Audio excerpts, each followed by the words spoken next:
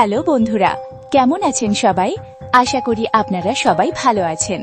Keshab Manna YouTube চ্যানেলে আপনাদের সবাইকে স্বাগতম। বন্ধুরা, আজকের এই ভিডিওতে আমরা আপনাদের নিয়ে যেতে চলেছি পশ্চিমবঙ্গের এমন এক জায়গায় যেখানে ভক্তি আর ভয় একসঙ্গে মিশে আছে। আপনি কি কখনো এমন একটি মন্দিরের কথা শুনেছেন যেখানে দেবীর পুজো হয় আর ঠিক পাশেই জ্বলতে থাকে শ্মশানের চিতা? যেখানে রাত নামলেই বাতাস ভারী হয়ে ওঠে, মন্ত্রের শব্দে কেঁপে ওঠে চারদিক, আর সাধারণ মানুষ সাহস করে পা বাড়াতে পারে না। আজ আমরা আপনাদের নিয়ে যাব পশ্চিমবঙ্গের বীরভূম জেলার এক ভয়ঙ্কর অথচ অলৌকিক স্থানে, তারাপীঠ।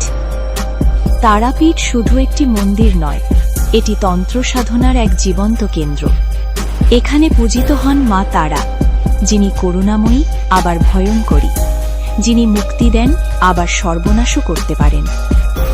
মন্দিরের ঠিক পাশেই রয়েছে প্রসিদ্ধ মহাশ্মশান, যেখানে আজও রাতের অন্ধকারে তান্ত্রিক সাধনার কথা শোনা যায়।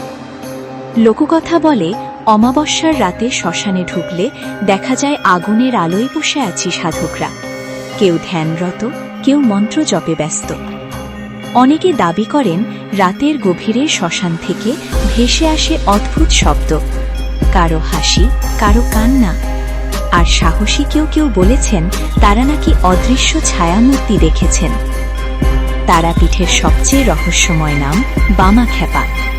লোকেরা তাকে পাগল বলতো, কিন্তু তিনিই ছিলেন মা তারার পরম ভক্ত।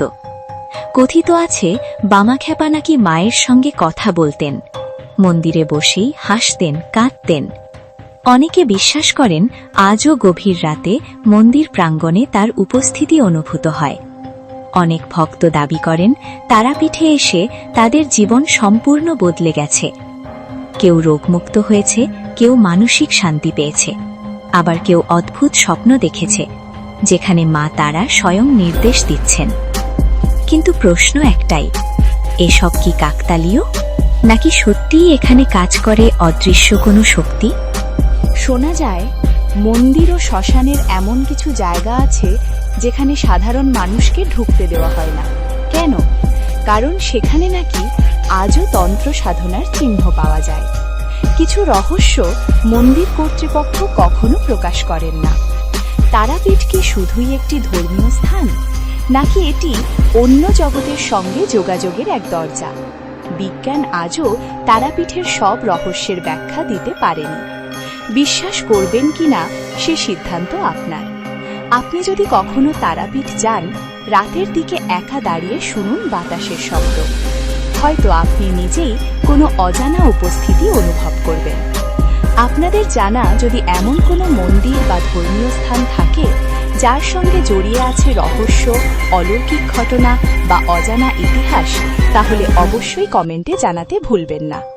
আপনাদের মন্তব্য থেকেই আমাদের পরের ভিডিওর গল্প তৈরি হয়। ভিডিওটি ভালো লাগলে লাইক করুন, চ্যানেলটি সাবস্ক্রাইব করুন, আর পাশে থাকা বেল আইকনে ক্লিক করতে ভুলবেন না, কারণ সামনে আরও আসছে এমনই ভয়ঙ্কর ও রহস্যময় কাহিনী। ততদিন পর্যন্ত জয় মা তারা।